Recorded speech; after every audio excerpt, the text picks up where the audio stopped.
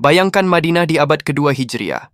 Kota yang siangnya dipenuhi halaqah ilmu, malamnya dihiasi lantunan hadis. Debu-debu jalanannya menyimpan jejak kaki para tabi'in. Di Masjid Nabawi, suara periwayatan hadis bergema seperti ombak yang tak pernah berhenti. Di kota itulah hidup seorang ulama besar, Imam Malik bin Anas. Lahir dan besar di Madinah, beliau tumbuh di lingkungan yang masih menyisakan generasi tabi'in.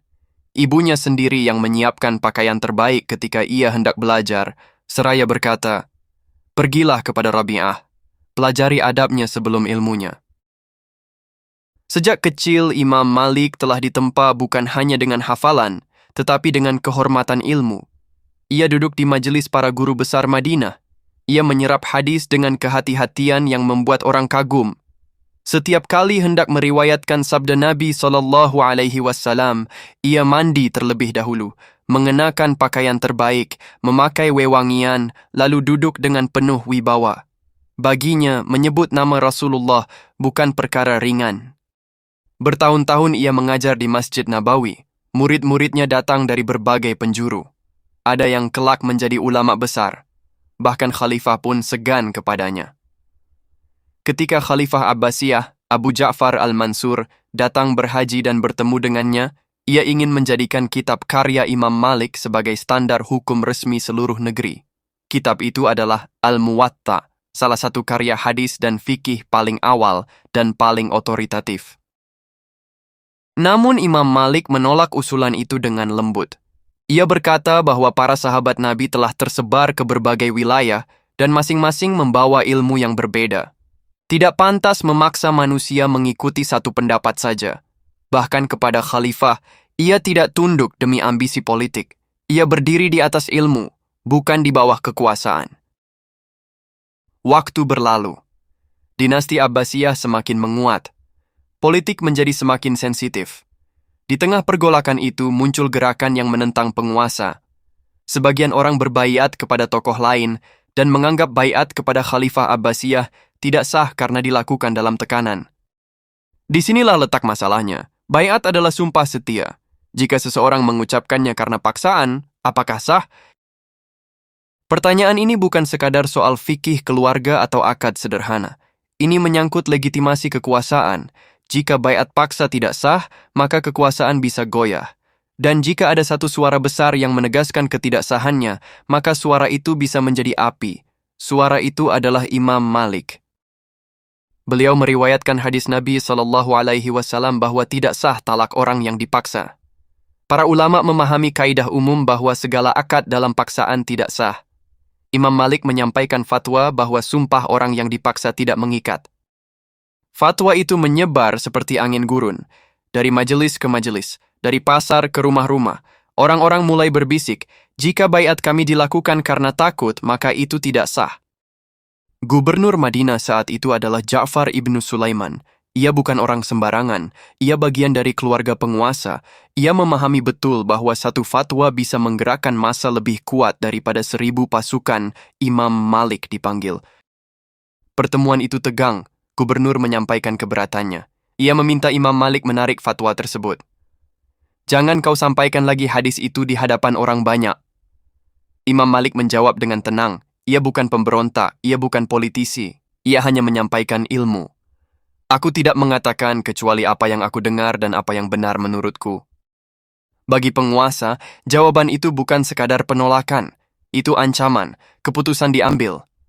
Imam Malik harus dihukum agar menjadi pelajaran. Bayangkan hari itu, Madinah yang biasanya damai berubah menjadi mencekam. Orang-orang berkerumun. Mereka mendengar kabar bahwa guru besar mereka akan dihukum. Seorang lelaki tua dibawa ke hadapan khalayak. Umurnya sudah lanjut, rambutnya memutih, tubuhnya tidak lagi sekuat dulu.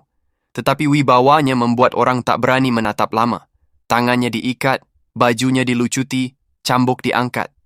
Lalu hening. Cambuk pertama menghantam punggungnya. Suara cambuk membelah udara. Kulitnya robek, darah mengalir. Cambuk kedua, ketiga, keempat.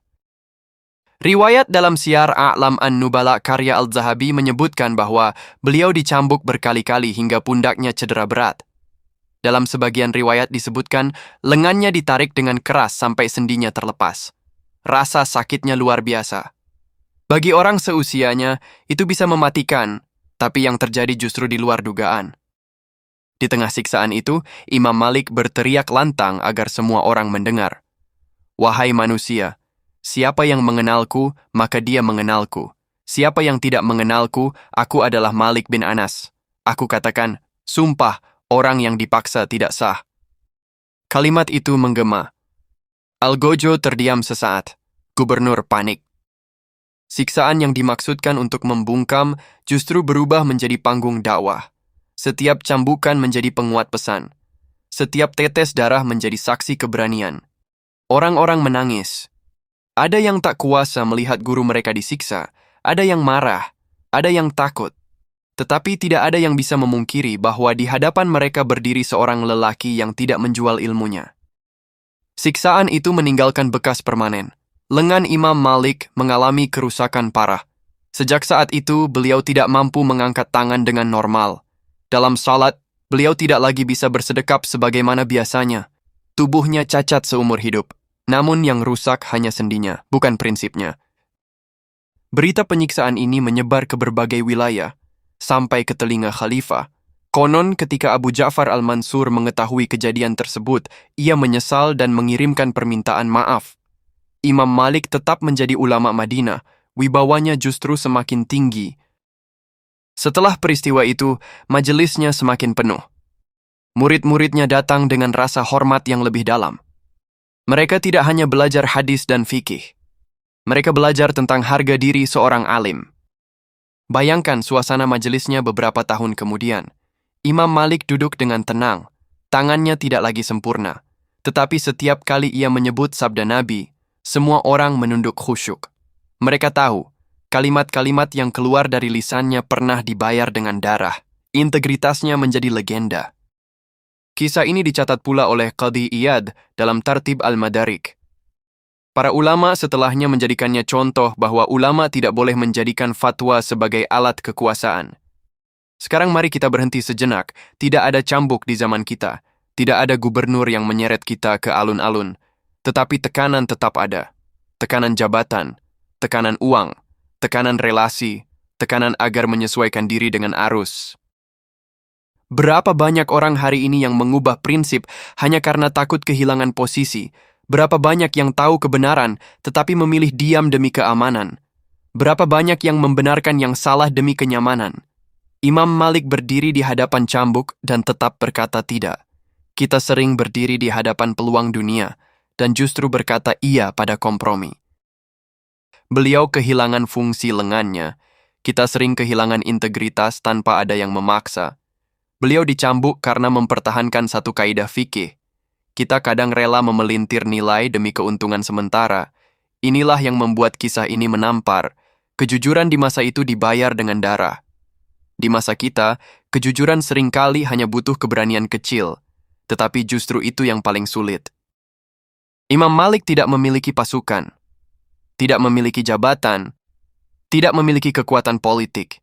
Yang ia miliki hanya ilmu dan rasa takut kepada Allah. Dan itu cukup untuk membuat penguasa gelisah. Ia tidak memaki, tidak menghasut, tidak mengangkat senjata. Ia hanya menyampaikan hadis. Tetapi ketika hadis itu bertabrakan dengan kepentingan, ia tidak mundur. Sejarah mencatat namanya dengan kehormatan. Mazhabnya menyebar ke Afrika Utara, Andalusia, hingga sebagian wilayah Timur Tengah. Kitabnya dipelajari hingga hari ini, sementara cambuk yang memukulnya telah lama menjadi debu. Kita sering mengira kemenangan adalah selamat dari penderitaan. Padahal kadang kemenangan adalah tetap jujur di tengah penderitaan. Imam Malik mungkin pulang hari itu dengan tubuh yang lemah, tetapi ia pulang dengan hati yang utuh, dan itulah kemenangan yang sebenarnya. Jika suatu hari kita berada di persimpangan antara prinsip dan kepentingan, ingatlah seorang lelaki tua di Madinah. Ingat punggungnya yang berdarah. Ingat lengannya yang tak lagi sempurna. Ingat teriakannya yang menggema di tengah cambukan. Aku adalah Malik bin Anas. Sumpah orang yang dipaksa tidak sah. Satu kalimat, satu prinsip, satu harga yang mahal.